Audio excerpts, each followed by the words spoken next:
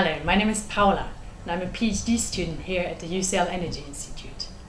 I've recently co-authored a paper with my colleagues Bob and Lai Fong on heat metering and the socio-technical challenges in district heated social housing.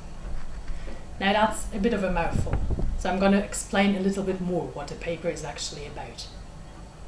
District heating is envisaged to be quite an important part of the UK's low-carbon heating future.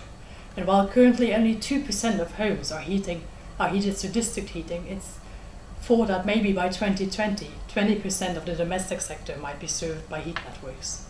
But one problem with district heating is to work out how much heat each individual household is actually consuming. Because whilst with an individual boiler, it's quite easy to compute the fuel consumption, with heat networks that's a bit more difficult.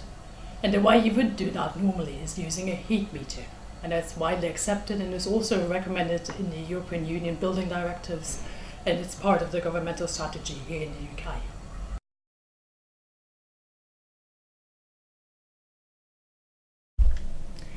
But heat consumption now is actually quite a complicated thing. And although it includes hot water, it is dominated by space heating.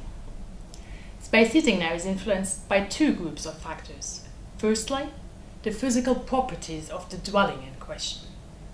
So that means the quality of the fabric, the windows, whether they're single or double glazed or maybe even triple glazed, and then also the properties of the heating system.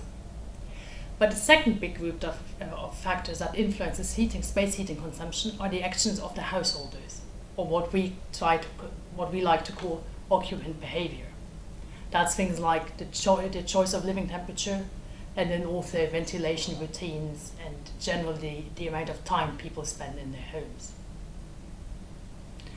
So the second group of factors, the first group of factors, the physical properties of the building, are in tenanted housing outside of the occupant's control. That means because it's a tenanted dwelling, the occupant cannot actually change anything about the physical properties. So the only thing they do relate to is their own occupant behavior. Why is this important now? Well, the questions we're looking at here are particularly relevant in social housing because their energy costs can be a quite high proportion of the occupant's income. So if we're looking at the full poverty agenda, for example, that's people who spend more than 10% of their whole income on keeping warm in their homes.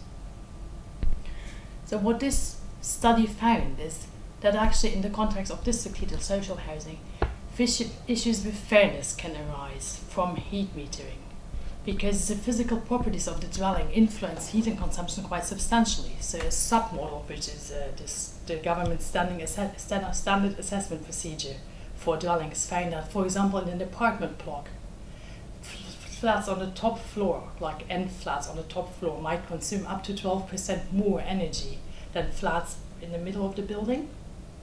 And for occupants who are already concerned about their expenditure on fuel bills, this might be quite significant. This finding is quite interesting in a context where often only technological and economical factors are discussed.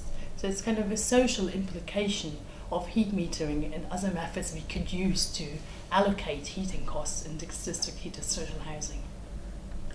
If you want to learn more about it, I recommend reading our paper, and it will also give you a better insight into implications of these findings for occupants, but then also for social landlords and policy more generally. Thank you.